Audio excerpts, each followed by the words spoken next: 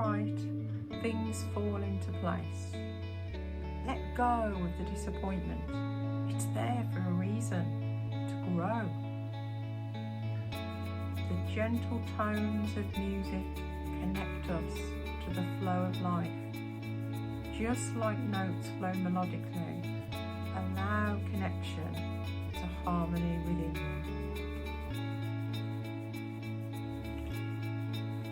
Welcome back. Welcome to chapter 3. I'm Michelle Townsend from Harmony Life Balance, and we're delving into chapter 3 called Music Was My First Love this week. Welcome. So for everyone who knows me, knows my love of music, and this week I'm sharing my deeply personal chapter of my journey when music was my saviour. Chapter 3 in my memoir, From Fear to Freedom, is titled Music Was My First Love because it truly was. I fell in love with learning electronic organ from about the age, I was age 7, learning to play by ear. My dad taught me to play by ear originally.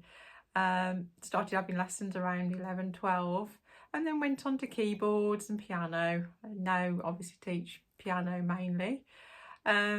But music wasn't just a hobby back then. It was more an obsession.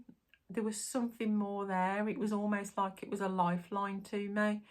Mum and Dad could never get me off the organ practicing when I was practicing after school. But it was when I left school that I was given sort of very, very heartbreaking news, and I was told that my instrument, electronic organ, wasn't a recognised instrument by exam board, and I was absolutely gutted. I was absolutely heartbroken because I'd got this vision that I wanted to teach music, I wanted to be a music teacher, and I couldn't study music formally at college. But I wasn't about to let that stop me because I'd got that gut instinct feeling that this is what I want to do, this is who I am, this is what I truly want to do.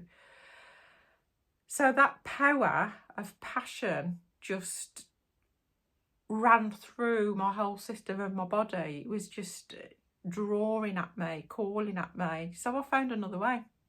I trained privately. I continued having private music lessons, studied music theory, and I practiced relentlessly, did my teaching exams, and I even did it all through illness because I was taken ill at college, as I share in my chapter 3. And I really desperately wanted to teach music. I really wanted and believed in that dream that I wanted to be a music teacher. So I'm just going to read a little excerpt out of A Way Will Be Found, just to give you the feeling of what I was dealing with back then.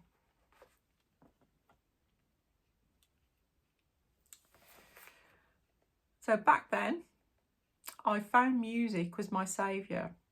I would shut myself away playing music to dampen the feelings deep within me that were frustrating me. Not understanding certain parts of life, not understanding how people could be so different and treat us the way they did. I found comfort in my music. It was a clear focus and, of course, an achievement.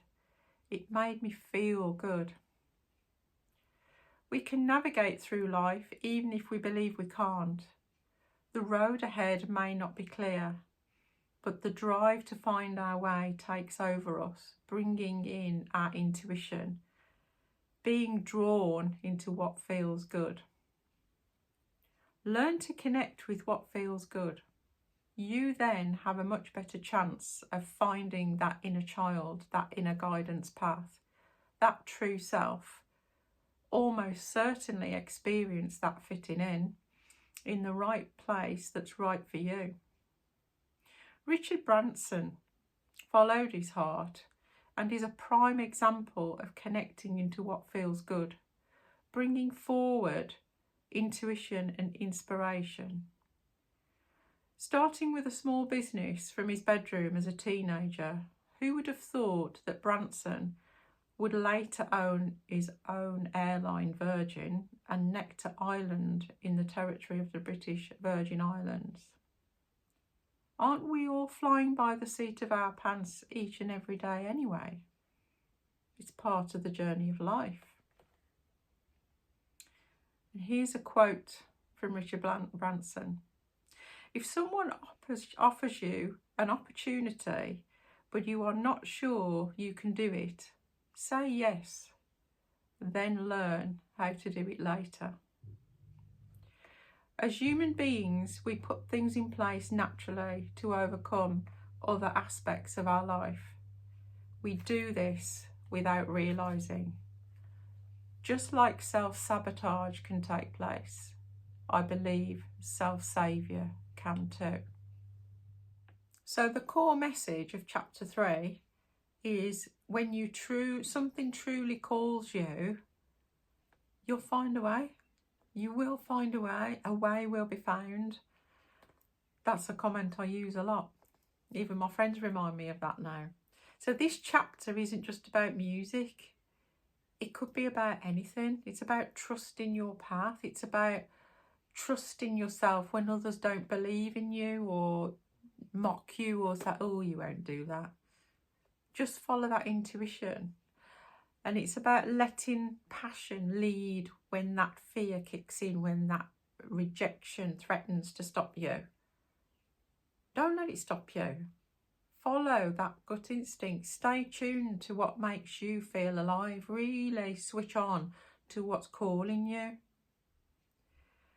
Because we all have something that can remind us of who we are. We just have to tap into it. For me, it was my music, of course. But for you, it might be something else. Have a think about it the next few days. See what thoughts come in your mind. The fact that you've thought about it is triggering that step to take the next step forward. So what dream have you nearly given up on? And what might happen if you give it one more try? What might actually happen if you just take that one step to step you forward in that dream that you're seeing, that vision, that calling that's calling you? Drop your thoughts in the comments below.